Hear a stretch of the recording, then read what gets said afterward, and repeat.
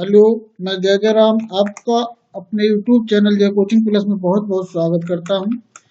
इस वीडियो में हम विज्ञान टॉपिक के अंतर्गत रुधिर वर्ग यानी कि ब्लड ग्रुप के बारे में पढ़ेंगे।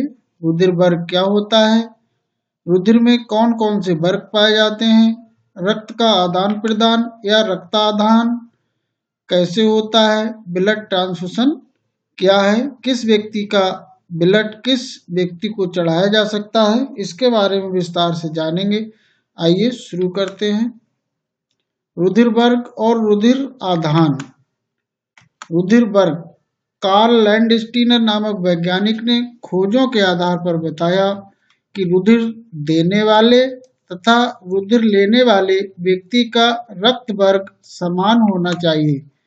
यदि दोनों व्यक्तियों के रुधिर वर्ग समान नहीं है तो रक्त देने वाले का रक्त लेने वाले के रक्त में पहुंचकर रुधिर का थक्का बना देता है, जिससे रुधिर प्रवाह रुक जाता है।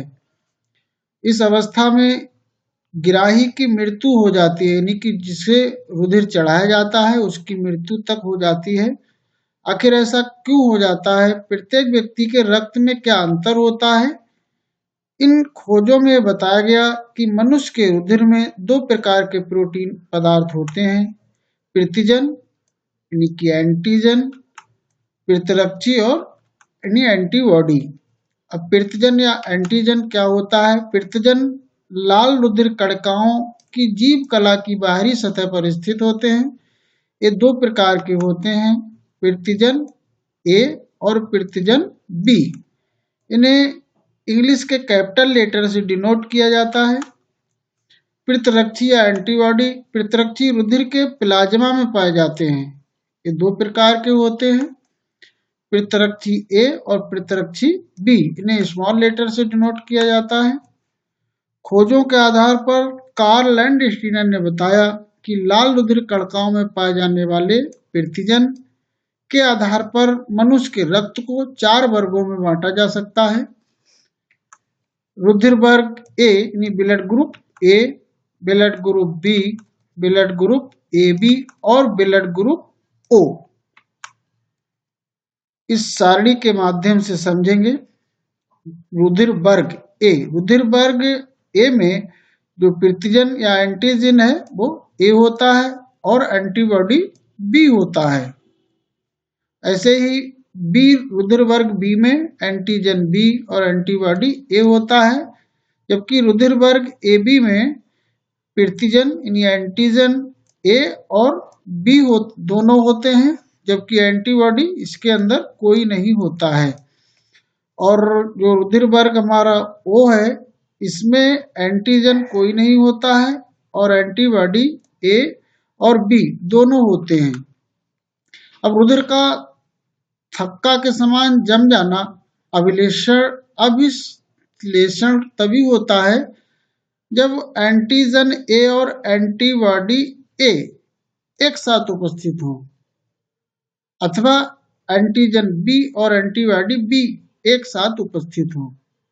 यानी कि जब हम रुधिर ट्रांसफ्यूजन या रुधिर का आदान प्रदान करते हैं तो इस बात का ध्यान रखा जाता है कि एंटीजन ए और एंटीबॉडी ए एक साथ ना होने पाए और एंटीबॉडी बी और एंटीजन बी एक साथ ना होने पाए। इनके अभिश्लेषण के कारण रक्त की केशिकाएं, रक्त या रक्त वाहिनियां जिसे कहते हैं, अवरुद्ध हो जाती हैं, बंद हो जाती हैं तथा रक्त का बहाव रुक जाता है, जिसके कारण रक्तग्राही मनुष्य की मृत्यु हो सकती है।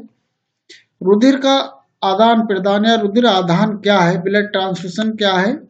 किसी मनुष्य के शरीर में रक्त की कमी हो जाने पर अलग से रक्त चढ़ाकर रक्त की कमी को पूरा किया जाता है और इस क्रिया को ही रुधिर आधान कहा जाता है। जब किसी कारणवश किसी व्यक्ति के शरीर में ब्लड की कमी हो जाती है, उसे जब दूसरे व्यक्ति का ब्लड चढ़ाने की आवश्यकता होती है और वो चढ़ाया जाता है, इसे रक्ताधान कहा जाता है।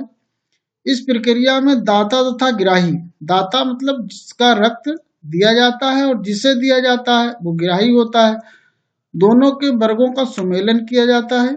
सबसे पहले रोगी का रक्त वर्ग ज्ञात किया जाता है, यानी जिसे चढ़ाया जाना है। उसके बाद रुधिर बैंक से उपलब्ध कराए गए समान रुधिर वर्ग के रक्त को रोगी के शरीर में आवश्यकता के अनुसार चढ़ाया जाता है। रक्त चढ़ाने से पहले कुछ जांचें होती हैं। उसमें सबसे पहले देखा जाता है कि जो ब्लड है वो हमारा HIV मुक्त है। इसके अलावा रक्त जीवाणु या प्रोटोजोआ या कवक से मुक्त होना चाहिए, यानी इनके द्वारा भी इन्फेक्टेड ना हो। रक्त देने वाले को दाता कहते हैं और जो रक्त प्राप्त करता है उसे ग्राही कहा जाता है, रिसीवर कहा जाता है।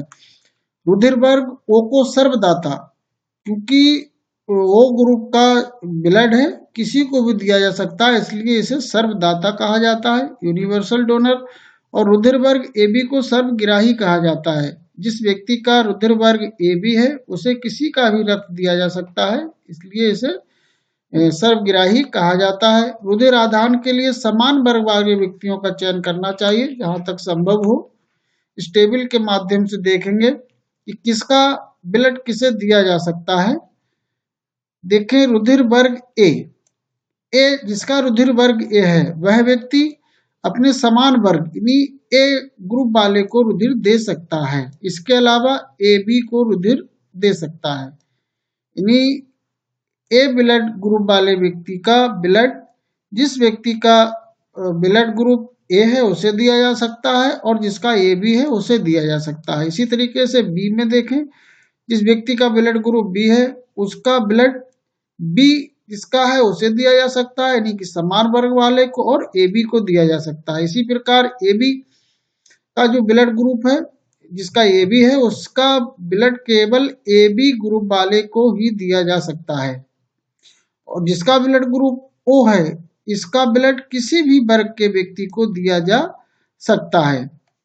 तो ध्यान से देखें, यानी ए का ए वाले को और AB वाले को, यानी जो समान वर्ग को तो दिया ही जा सकता है, ए का ए को दे सकते हैं, बी का बी को दे सकते हैं। इसके अलावा जो AB ग्रुप है हमारा वो सर्वग्राही है, यानी इसको किसी का भी दिया जा सकता है। इसी तरीके से O का किसी को भी दिया जा सकता है, ये सर्वदाता कहलाता है। धन्यवाद। जय हिंद।